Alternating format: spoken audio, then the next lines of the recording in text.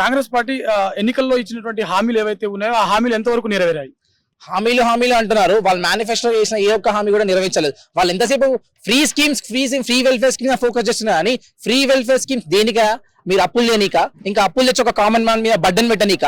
మాకు free welfare schemes వద్దు. We need development దేంట్లో కావాలి? ఎడ్యుకేషన్ లో కావాలి, హెల్త్ సెక్టర్ లో కావాలి. మీరు వాటి మీద ఫోకస్ చేయండి.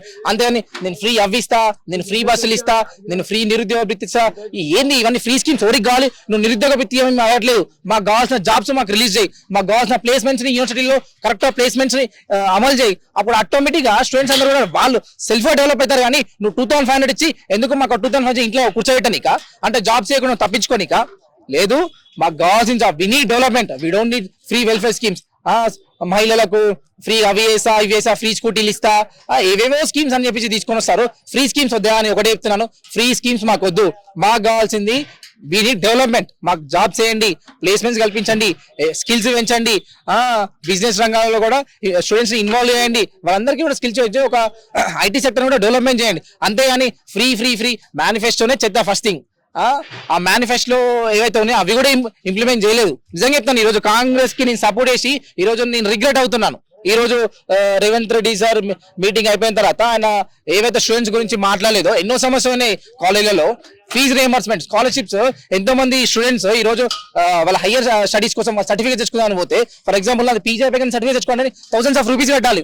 స్కాలర్షిప్స్ ఎందుకంటే స్కాలర్షిప్స్ వాళ్ళు వేయడం లేదు, ఫీజు రియంబర్స్మెంట్ విడుదల చేయలేదు. ఇవన్నీ ఎక్కడి నుంచి పడుతుంది? ఒక కామన్ పర్సన్ విలేజ్ బ్యాక్గ్రౌండ్ కి వచ్చినట్టు ఒక పర్సన్, గవర్నమెంట్ స్కూల్లో చదివేటువంటి ఒక పర్సన్ 30-40,000 కట్టలేకనే కదా ఇలాంటి గవర్నమెంట్ కాలేజీలో కానీ గవర్నమెంట్ వాటిలో చదివేది.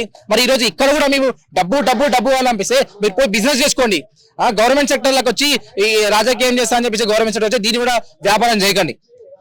ఇప్పటికైనా మారండి, ఇప్పటికైనా ఫీజు రిమెంట్ ఇష్యూస్ కూడా సాల్వ్ చేయండి. ఇంకోటి మెస్ ప్రాబ్లమ్స్, అరే హాస్టల్స్ వాళ్ళకి పోతే అట్లీస్ట్ వాళ్ళకి ఉండడానికి సిచ్యువేషన్ కూడా లేదు. ఇది వర్షాకాలం, మీరు ఒకసారి వర్షాకాలం కనుకో మీరు కెమెరాలు కట్టుకొని వస్తే లీక్ అవుతున్నాయి, వాళ్ళ బెడ్లు తడిసిపోతున్నాయి, ఆ తిండికి సరిగా ప్రాపర్ ఫుడ్ లేదు.